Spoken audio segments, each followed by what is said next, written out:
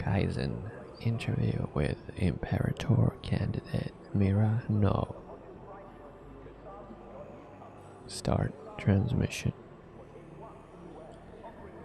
Welcome to Kaizen, the show helping you set a course to financial solvency. I'm your host, Aaron Shear. As promised, joining us today is Imperator candidate Mira Ngo, who's a transitionalist senator from Terra, born into a political dynasty. Her grandmother and father both represented Terra in the Senate before her. Ngo spent a significant chunk of her childhood on Earth.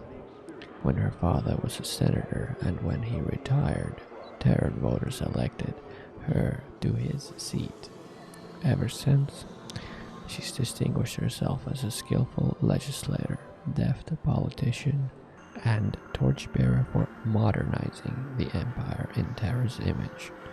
While her campaign may not focus on the economy as much as Titus Costigan or Paul Lassalle, candidate Ngo's cornerstone campaign promise to move the UEE capital from Earth to Terra could arguably have the most significant effect on it.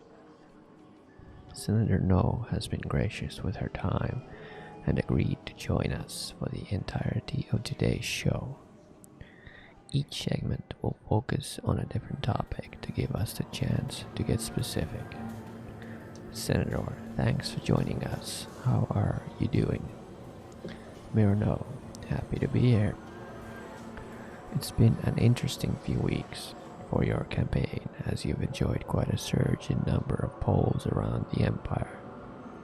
Mira Ngo, yes, I'd like to think that voters are responding to how I plan to actualize my promises and rejecting the cryptic and stale proposals presented by the other candidates.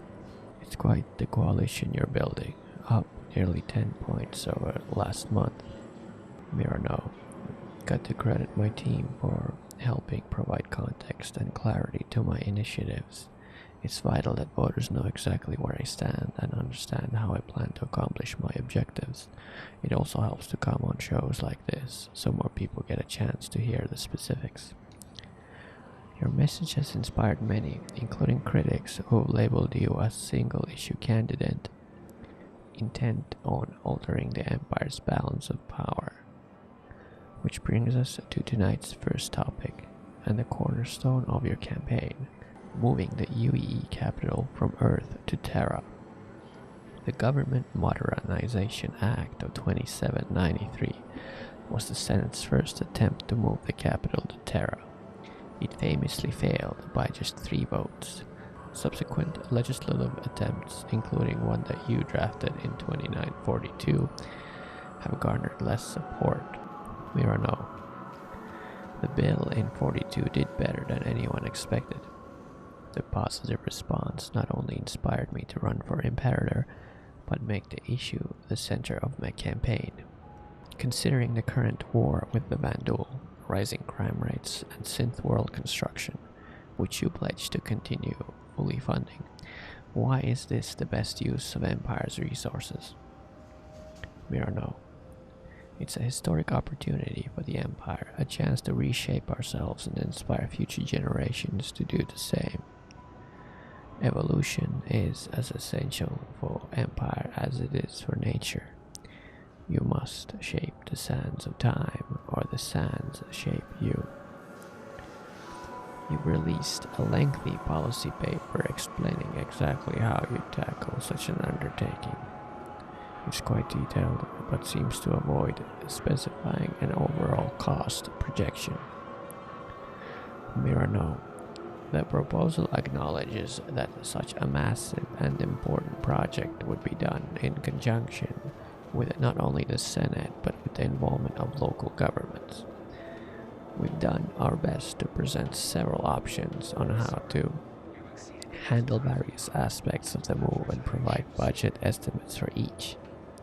But with so many variables that could affect the cost, like whether the move takes 3 or 5 years, it felt misleading to settle on one number. Why not provide a potential range?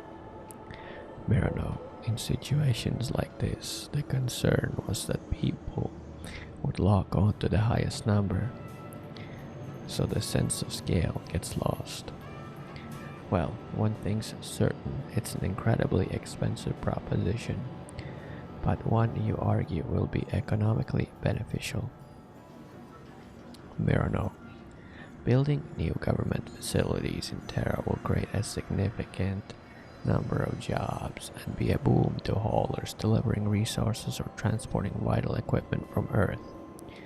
But the economic benefits aren't confined to Terra. Moving the capital from Earth also allows us to institute new measures to preserve our homeworld. Many of the planet's historic buildings would be converted into museums to protect and display priceless artifacts and to teach future generations about our origins and subsequent expansion into the stars. That's a wonderful idea, but let's take a step back and address the most pressing concern that I hear from those opposing your plan.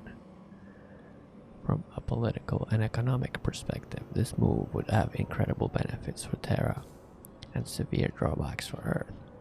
Mira Ngo, look, this is a comprehensive plan to modernize the government for the benefit of the entire empire. It's not about hurting one system to benefit another. That explanation only frames the debate around pitting Earth versus Terra in a way that makes voters feel like they have to choose a side. That's not the goal here. The decision is about what type of empire we want to leave for future generations. And the modernization you propose needs to happen in Terra. Can't it be accomplished on Earth? Mira Ngo, some, but not all. What specifically can't be done on Earth? Well, an important aspect I haven't touched on yet is the symbolism of moving the capital. The move signals to both our alien allies, and I'd argue, more importantly to ourselves, that we can honor and preserve our past, but still move on from it. And why is moving on from Earth such an important message to send? Mira Ngo, because it acknowledges how far this empire has come. Earth is and always will be the most important planet in the UEE. We must preserve it at all costs, and this proposal helps us to do just that. But we must also admit that this empire has expanded to intriguing new horizons.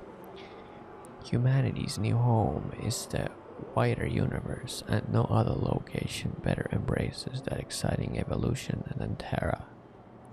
I'd like to ask you about the story that broke a few days ago.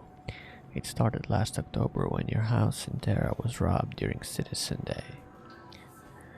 Mira Ngo, yes, it happened when I was announcing my candidacy for Imperator. It was a scary situation for my entire family, one that I hoped would be behind us. My sympathies for all that you and your family had to deal with. Mira Ngo, thank you. I wish my opponents and their operatives extended my family the same courtesy. Today, the New United published an investigation into some financial records that were anonymously sent to them. They revealed that over the last year, you've invested heavily in Terra-based construction concerns.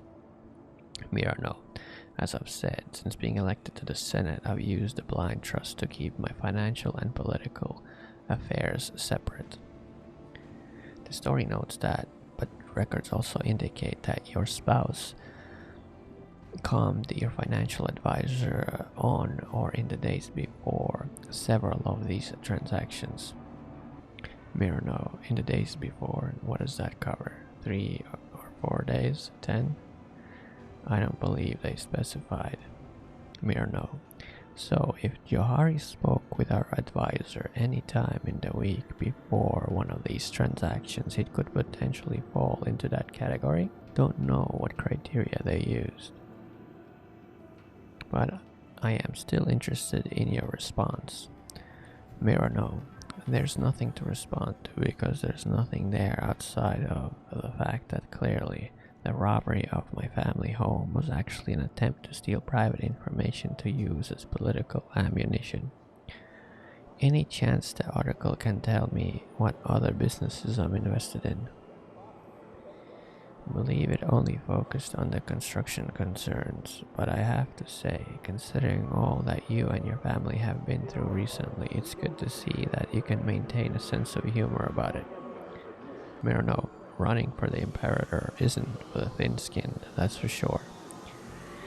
We need to take a quick commercial break. When we return, candidate No and I will shift our conversation onto the safety and security of the Empire. We'll discuss her proposed criminal justice reforms and strategy for handling the Vandal War. That and more when Kaizen returns.